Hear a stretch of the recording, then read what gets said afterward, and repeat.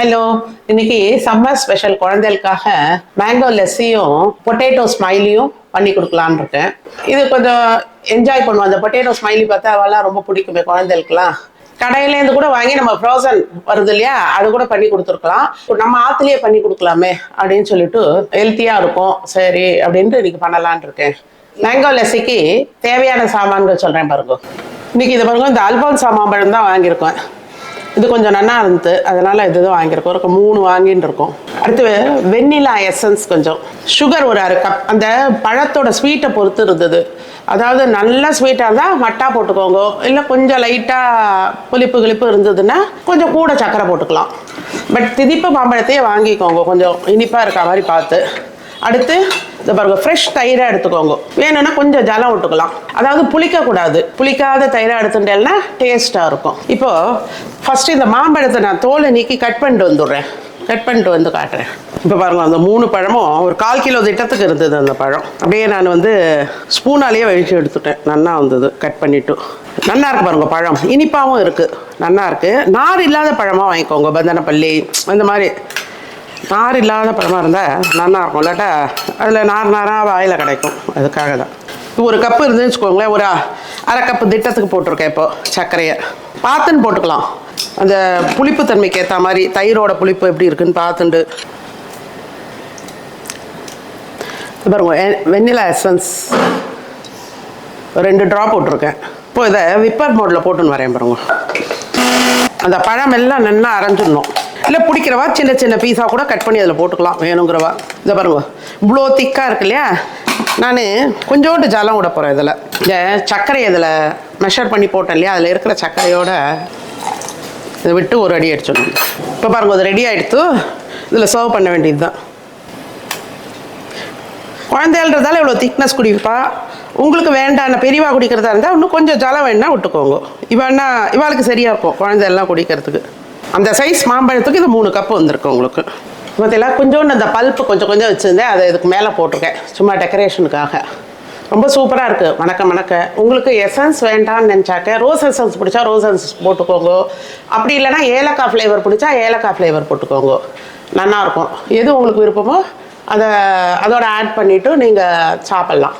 இப்போ அடுத்து இந்த பொட்டேட்டோ ஸ்மைலி பண்ணலான் இருக்கேன். இப்போ அதுக்கு தேவையான பொருட்கள் பாருங்க. இப்போ பாருங்க, ஒரு 3 உருளைக்கிழங்கு, ஒரு 1/2 கிலோ திட்டம் இருக்கும். இதை குக்கரில் ஒரு தனியாக பாத்திரத்தில் ஜலத்தை விட்டு வேக விட்டு எடுத்துருங்க. உப்பெல்லாம் போடல, மஞ்சப்பொடியெல்லாம் போடலை நான் எதுவும். அப்புறம் இதை பொரிக்கிறதுக்கு எண்ணெய், உப்பு, கார்ன்ஃப்ளவர், ரவை கொஞ்சம், அதோட சேர்க்கறதுக்கான ஒரு பைண்டிங் ஏஜென்ட் இதெல்லாம். அப்புறம் இந்த மாதிரி ஒரு ஃபில்டர் மூடி தான் நான் எடுத்துட்டு இருக்கேன் அந்த ஸ்மைலிக்கு.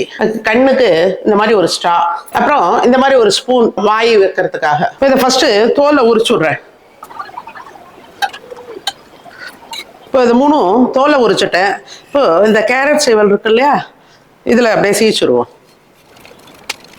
இந்த உருளைக்கிழங்குலாம் பாருங்க, கொஞ்சம் கூட அந்த வாட்டர் இல்லை இல்லையா, அந்த கட் பண்ணி நம்ம வேக விட்டோம்னு வச்சுக்கோங்களேன், இன்னும் கொஞ்சம் மாய்ச்சர் ஜாஸ்தியாக இருக்க மாதிரி இருக்கும். இந்த மாதிரி முழுஷா நீங்கள் வேக விடும்போது நல்லா இருக்கு. இந்த மாதிரி ஈஸியாக சீவலாம். சப்போஸ் ரொம்ப குழஞ்சுடுத்துனாக்க மேஷர் வச்சு நல்லா மேஷ் பண்ணிடுங்க. இப்போ இதுக்கு தேவையான அளவு உப்பு போட்டுப்போம். நான் ஒரு 1/4 ஸ்பூன் உப்பு போட்டுருக்கேன். இது அளவு சொல்ல முடியும், அவாவா பண்ற அளவுக்கு ஏற்ற மாதிரி ஒரு நல்லா சேர்ந்த மாதிரி உருட்டி திரட்ட வரணும். அந்த அளவுக்கு போட்டுக்கலாம். நான் இன்னைக்கு இப்போ 2 ஸ்பூன் போட போறேன். ஃபர்ஸ்ட் பத்தலைன்னா போட்டுப்பேன். இந்த கார்ன்ஃப்ளவர் இப்போ இதை சேர்த்து பிசைவோம். எண்ணெயை கொஞ்சோண்டு கையில் அப்ளை பண்ணிக்கலாம். இந்த பட்டர் பேப்பர்ல தான் நான் எடுப்போறேன். இல்லாதவா பிளாஸ்டிக் ஷீட் கூட எடுத்துக்கோங்க. ஏதாவது பிளாஸ்டிக் கவர் இருந்தால் ஒயிட்ல இருக்கும் இல்லையா, பிளெயினா, அதை ஒன்றா எடுத்துட்டு அதில் எண்ணெய் அப்ளை பண்ணிட்டு அதில் இட்டுக்கலாம். இப்போ சேர்ந்த மாதிரி இதை பிசைஞ்சிரும். ஒரு சப்பாத்தி மாவு இடற பதத்துக்கு வச்சுக்கணும்.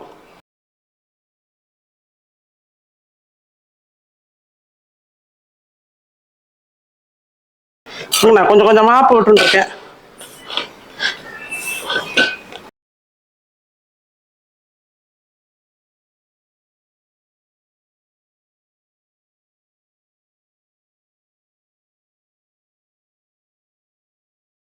ரெண்டு ரவையும் போட்டுக்கிறேன்.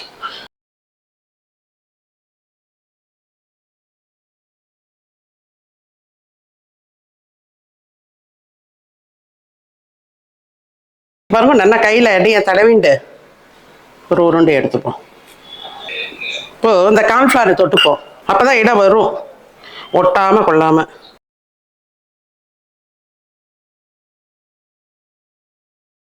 எவ்வளோ இந்த அளவு திக்கு இருக்கணும், அப்பதான் உங்களுக்கு பொரிச்சு எடுக்கும்போது கொஞ்சம் நல்லா இருக்கும் இல்லையா. இப்போ இந்த மூடியால கட் பண்ணிடுவோம்.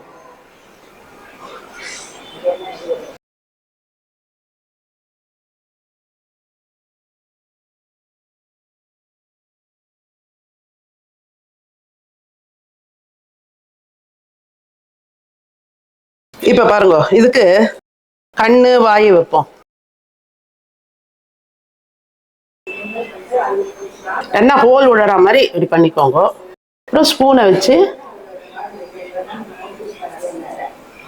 அதுவும் நல்லா ஹோல் விழட்டும். இப்போ பாருங்க எடுக்க வருது. இப்போ எண்ணெய் காஞ்சதும் சிம்மில் வச்சுருங்க.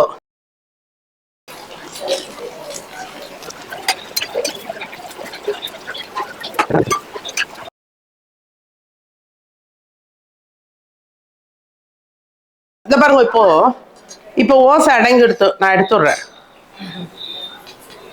இதே மாதிரி எல்லாத்தையும் பண்ணிட்டு காட்டுறேன். இதை பாருங்க, எனக்கு தெரிஞ்ச அளவுக்கு இந்த கண்ணு வாயெல்லாம் போட்டிருக்கேன். இவாள்லாம் சொல்றா கடை இது இன்னும் கூட அழகா தெரியும் அப்படிங்கிறா. பட் எனக்கு இது நல்ல சாட்டிஸ்ஃபேக்ஷனாக தான் இருக்கு.